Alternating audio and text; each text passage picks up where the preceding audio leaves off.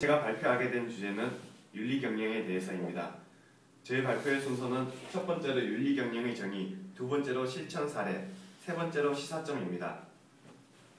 그럼 첫 번째로 윤리경영입니다. 윤리경영이란 기업이 회사 경영 및 기업 활동을 함에 있어서 기업 윤리를 최우선의 가치로 생각하며 투명하고 공정하며 합리적인 업무 수행을 추구하는 것입니다. 이러한 기업 윤리에 대해서는 기업은 이익의 극대화가 최고의 목적이지만 기업의 사회적 가치의 책임의 중요성을 인식하고 그리고 기업의 성과가 아무리 높더라도 기업 윤리에 대한 신뢰가 받지 못하면 기업은 성공할 수가 없다는 것입니다. 그러한 바탕으로 인해 중요하게 된 것이 기업 윤리입니다. 두 번째로 윤리경영의 실천 사례입니다. 윤리경영이 대명사로 일컬어지는 존슨앤존슨사가 있습니다. 이러한 존슨앤존슨사는 1982년 타이레놀의 독극물이 투여되어서 시카고 주민이 사망하게 된 사건입니다. 존슨앤존슨사는 2억 4천만 불을 투자하여 모든 3,100만 병의 타이레놀 병을 회수하였습니다. 그리고 이러한 것을 언론에 즉각 알리고 병을 함부로 열 수 없는 타이레놀 병을 개발하여 다시 타이레놀이라는 이름으로 시장에 내어놓았습니다. 이러한 존슨앤존슨사의 조치는 시민들에게 신뢰를 얻고 결국 더 많은 성과를 얻을 수가 있었습니다. 두 번째로 3M사입니다. 3M사는 매우 구체적인 매뉴얼을 가지고 있는 것으로 유명합니다. 3M사의 구체적인 예를 보면 정부 관료나 기업 관료에게 뇌물을 수수하였을 경우에는 그러한 뇌물로 인해서 얻은 부당이익의 3배를 벌금으로 회사에 내기로 되어 있습니다. 그리고 연간 50달러 이상을 소비자에게 금품이나 향응을 제공할 수가 없습니다. 그리고 세 번째로는 유황 킴벌리 회사입니다. 유황 킴벌리 회사는 기업 이익의 일정 프로를 쑥갓구기 사업에 투자하며 환경 캠페인에 투자하는 등의 효과를 보이고 있습니다. 그리고 네 번째로 모토로라사입니다.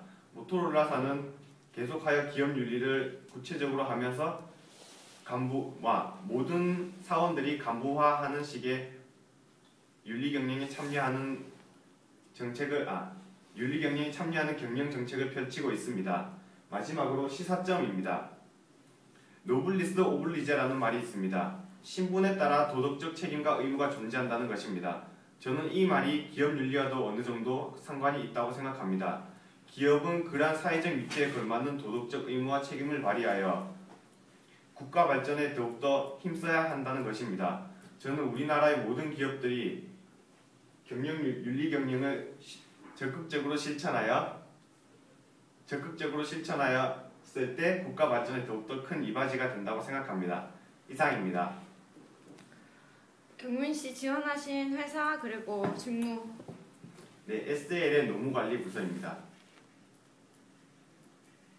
그러면 SL 우리 회사에서 실행한 윤리경영 사례 알고 있습니까? 예, 알고 있습니다. SL에서는 현재 사회공헌 재단을 설립하여 사회 수익의 일정 부분을 환원하는 정책을 펼치고 있습니다. 그래서 장학재단도 하고 있는 게 현재 일례입니다.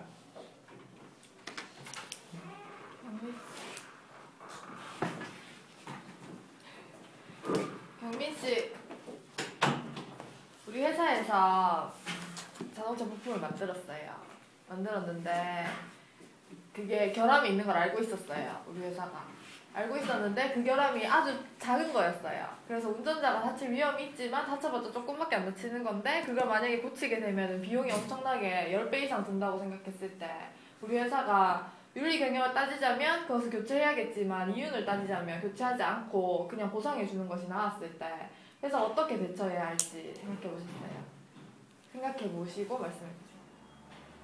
네, 제가 생각해 봤을 때는 차를 리콜화해서 부품을 교체해야 된다고 생각합니다. 단기적으로 보면 그것이 회사에 대해 더욱 큰 손해가 발생할 수가 있습니다. 그렇지만 존슨앤존슨사의 사례를 보았을 때 그러한 것을 회수하고 고치고 언론에 오히려 적극적으로 발표를 하면 저희 SL의 입지는 더욱더 높아지고 신뢰를 얻게 될 것입니다. 그러한 것은 결국 장기적으로 보면 SL에 더욱더 큰 이익을 가져다 줄 것입니다. 그러면 윤리 경영에 있어서 실패한 사례에 대해서 한 가지 말씀해 주세요. 네, 윤리 경영에 대해서 실패한 사례를 들어보면 하나의 예를 들어볼 수 있겠습니다. 하나는 겉으로는 윤리 경영을 내세우고 있지만 뒤로는 배임과 횡령을 하는 등 현재 상장 폐지 심사 이야기까지 나오고 있는 등 윤리 경영에 대해 실패한 대표적인 사례라고 볼 수 있겠습니다.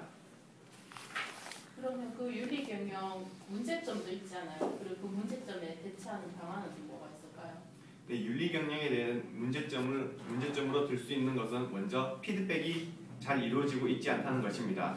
윤리 경영을 하면 그러한 피드백을 해서 고칠 기반이 필요합니다. 그렇지만 거의 모든 회사가 윤리 경영을 말로만 하고 있고 실질적인 피드백이 이루어지지 않고 있습니다. 이러한 피드백이 가장 중요한 역할을 한다고 할 수 있겠습니다. 기업의 윤리 경영과 사회적 책임을 비교한다면 어떤 차이가 있을까요?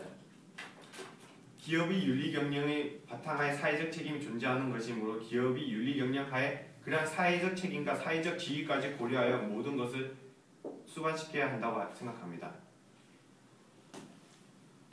그런 거 말고 차이점에 대해서 명확하게 좀 설명해 줄래요? 네, 윤리 경영이란 전체적으로 기업이 업무 활동을 수행함에 있어서 윤리 경영의 바탕을 두고 하는 것이고 사회적 책임은 그러한 윤리 경영을 함에 따르는 수반적인 것입니다. 이 주제 선택한 이유가 뭡니까? 네, 우리나라를 제외한 거의 모든 나라에서 특히 미국에서는 윤리 경영이 당연시되어 있기 때문에 크나큰 사회적 문제가 되고 있지 않습니다. 그렇지만 우리나라에서는 윤리 경영이 겉으로만 이루어져 있고 실질적인 윤리 경영이 이루어지지 않고 있습니다. 그렇기 때문에 윤리 경영에 대해서 조사하게 되었습니다.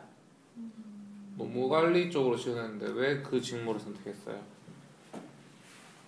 네, 저희가 지원하는 업무는 노무관리지만 윤리 경영의 전반적인 이해는 회사 사원으로서도 필수이기 때문입니다. 왜냐하면 3M사를 예로 들고 모토로라를 예로 들어 보았을 때 모든 사원들이 윤리 경영에 참여하게 된 것이 윤리 경영에 성공하게 된 이유라고 들었습니다.